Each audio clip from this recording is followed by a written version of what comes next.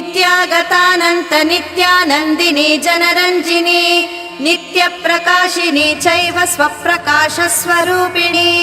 महालक्ष्मीर्महाकाली महाकन्या सरस्वती भोगवैभवसन्धात्री भक्तानुग्रहकारिणी ईशावास्या महामाया महादेवी महेश्वरी हृल्लेखा परमाशक्तिर्मातृका बीजरूपिणी नित्यानन्दा नित्यबोधा नादिनी जनमोदिनी सत्यप्रत्ययिनी चैव स्वप्रकाशात्मरूपिणी त्रिपुरा भैरवी विद्या हंसा वागीश्वरी शिवा वाग्देवी च महारात्री कालरात्रिस्त्रिलोचना भद्रकाली कराळी च महाकाली तिलोत्तमा काली कराळवक्त्रान्त कामाक्षी कामरा शुभा चण्डिका चण्डरूपेशा चामुण्डा चक्रधारिणी त्रैलोक्य जननी देवी त्रैलोक्य विजयोत्तमा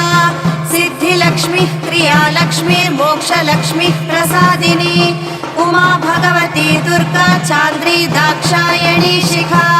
प्रत्यङ्गिराधरा वेला लोकमाता हरिप्रिया पार्वती परमादेवी ब्रह्म विद्या प्रदायिनी अरूपा बहुरूपा च विरूपा विश्वरूपिणी पञ्चभूतात्मिका वाणी परमात्मात्मिका परा कालिमा पञ्चिका वाग्मी हविः प्रत्यधिदेवता देवमाता सुरेशाना वेदगर्भाम्बिका धृतिः संख्या जातिः क्रिया शक्तिः प्रकृतिर्मोहिनी मही यज्ञविद्या महाविद्या गुह्यविद्या विभावरी ज्योतिष्मती महामाता सर्वमन्त्रफलप्रदा दारिद्र्यध्वंसिनी देवी हृदयग्रन्थिभेदिनी सहस्रादित्य संकाशा चन्द्रिका चन्द्ररूपिणी अकारादिक्षकारान्त मातृका सप्तमातृका गायत्री सोम सम्भूतिः सावित्री प्रणवात्मिका शाङ्करी वैष्णवी ब्राह्मी सर्वदेव नमस्कृता सेव्य दुर्गा कुबेराक्षी करवीरनिवासिनी जया च विजया चैव जयन्ती चापराजिता कुब्जिका कालिका शस्त्री वीणा पुस्तकधारिणी सर्वज्ञशक्तिः स्त्रीशक्तिः ब्रह्म विष्णु शिवात्मिका इडा पिङ्गलिका मध्ये मृणाली तन्तुरूपिणी यज्ञेशानी प्रथा दीक्षा दक्षिणा सर्वमोहिनी अष्टाङ्गयोगिनी देवी निर्बीजध्यानगोचरा सर्वतीर्थस्थिता शुद्धा सर्वपर्वतवासिनी वेदशास्त्रप्रमा देवी षडङ्गाधिपदक्रमा शिवा धात्री शुभानन्द यज्ञकर्मस्वरूपिणी व्रतिनी मेनका देवी ब्रह्माणी ब्रह्मचारिणी एकाक्षरा परातारा भवबन्धविनाशिनी विश्वम्भराधराधारा निराधाराधिकस्वरा राकाकूहूरमावास्या पूर्णिमानुमती द्युतिः सिनीवाली शिवावश्या वैश्वदेवी पिशङ्गिला पिप्पला च विशालाक्षी रक्षोग्नि वृष्टिकारिणी दुष्टविद्राविणी देवी सर्वोपद्रवनाशिनी शारदा शरसन्धात्री सर्वशास्त्रस्वरूपिणी युद्धमध्यस्थिता देवी सर्वभूतप्रभञ्जिनी अयुद्धा युद्धरूपा च शान्ता शान्तस्वरूपिणी गंगा सरस्वती वेणी यमुना नर्मदा पगा समुद्रवसनावासा ब्रह्माण्ड श्रेणी मेखला पंचवक्त्रा दशभुजा शुद्ध स्फटिक सन्निभा रक्ता कृष्णा सिता पीता सर्ववर्णा निरीश्वरी कालिका चक्रिका देवी सत्या तु वटुका स्थिता तरुणी वारुणी नारी ज्येष्ठा देवी सुरेश्वरी विश्वम्भराधरा कर्त्री गळार्गळ विभञ्जनी संध्या रात्रिर्दिवा ज्योत्स्ना कला काष्ठा निमेशिका ऊर्वी कात्यायनी शुभ्रा संसारार्णवतारिणी कपिला कीलिका शोका मल्लिका वनमालिका देविका नंदिका शांता भंजिका भयभंजिका कौशिकी वैदिकी देवी गौरी रूपाधिका दिवाह दिग्वस्त्रा नववस्त्रा च कन्यका कमलोद्भवा श्रीसौम्यलक्षणातीत दुर्गा सूत्रप्रबोधिका श्रद्धा मेधा कृतिः प्रज्ञा धारणा कान्तिरेव च श्रुतिस्मृतिर्धृतिर्धन्या भूतिरिष्टर्मनीषिणी विरक्तिर्व्यापिनी माया सर्वमाया प्रभञ्जनी माहेन्द्री मन्त्रिणी सिंही चेन्द्रजालस्वरूपिणी अवस्थात्रय निर्मुक्ता गुणत्रय विवर्जिता ईषणत्रय निर्मुक्ता सर्वरोग विवर्जिता योगी ध्यानान्तगम्या च योगध्यानपरायणा त्रयी शिखा विशेषज्ञा वेदान्तज्ञानरूपिणी भारती कमला भाषा पद्मा पद्मावती कृतिः गौतमी गोमती गौरी ईशाना हंसवाहिनी नारायणी प्रभाधारा जाह्नवी शङ्करात्मजा चित्रघण्टा सुनन्दा श्रीर्मानवी मनुसम्भवा स्तम्भिनी क्षोभिणी मारी ब्राह्मिणी शत्रुमारिणी मोहिनी द्वेषिणी वीरा अघोरा रुद्ररूपिणी रुद्रैकादशिनी पुण्या कल्याणी लाभकारिणी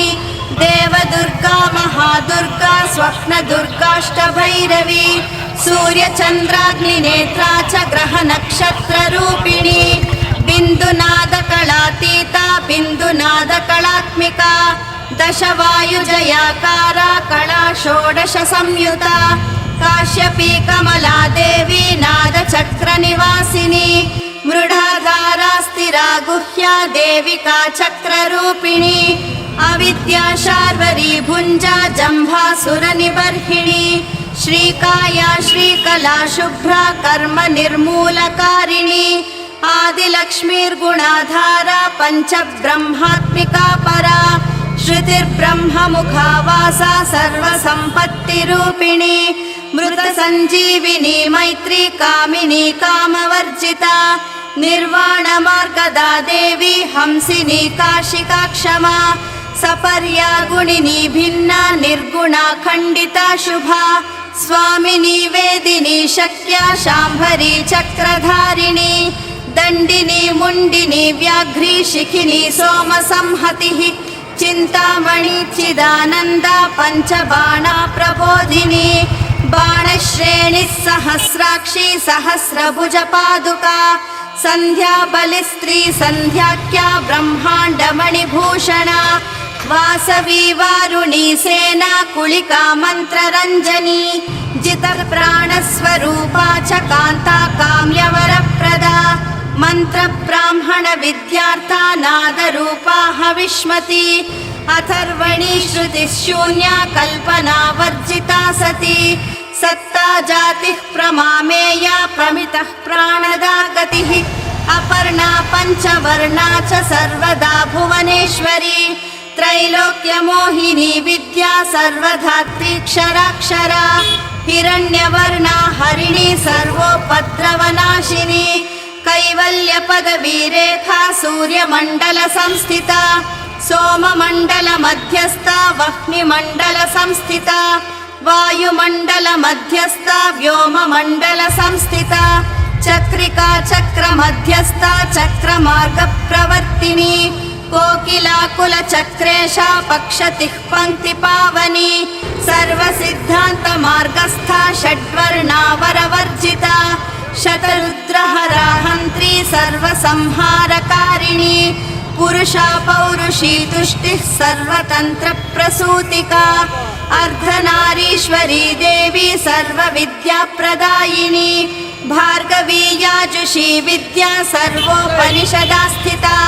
व्योमकेशाखिल प्राणा पञ्चकोश विलक्षणा पञ्चकोशात्मिका प्रत्यक् पञ्चब्रह्मात्मिका शिवा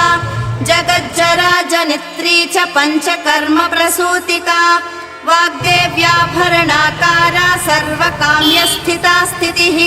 अष्टादश चतुष्षष्टि पीठिका विद्यया युता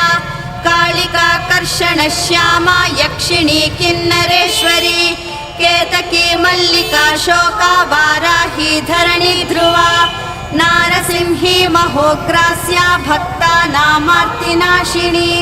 अन्तर्बला स्थिरा लक्ष्मीर्जरा मरणनाशिनी श्रीरञ्जिता महाकाया सोमसूर्याग्निलोचना अदितिर्देव माता च अष्टपुत्राष्टयोगिनी अष्टप्रकृतिरष्टाष्टविभ्राजद्विकृताकृतिः दुर्भिक्षध्वंसिनी देवी सीता सत्या च रुक्मिणी ख्यातिजा भार्गवी देवी देवयोनिस्तपस्विनी शाकम्भरी महाशोणा गरुडोपरि संस्थिता सिंहगा व्याघ्रगा देवी वायुगा च महाद्रिगा अकारादिक्षकारान्तः सर्वविद्यादिदेवता मन्त्रव्याख्यान निपुणा ज्योतिषशास्त्रैकलोचना इडा पिङ्गलिका मध्या सुषुम्ना ग्रन्थिभेदिनी कालचक्राश्रयोपेता कालचक्रस्वरूपिणी वैशारदी मतिश्रेष्ठा वरिष्ठा सर्वदीपिका वैनायकी वरारोहा श्रोणिवेला बहिर्दला जम्भिनी जृम्भिणी जृम्भकारिणी गणकारिका शरभी चक्रिकानन्ता सर्वव्याधिचिकित्सका देवकी देवसङ्काशा वारिधिः करुणाकरा शर्वरी सर्वसम्पन्ना सर्वपाप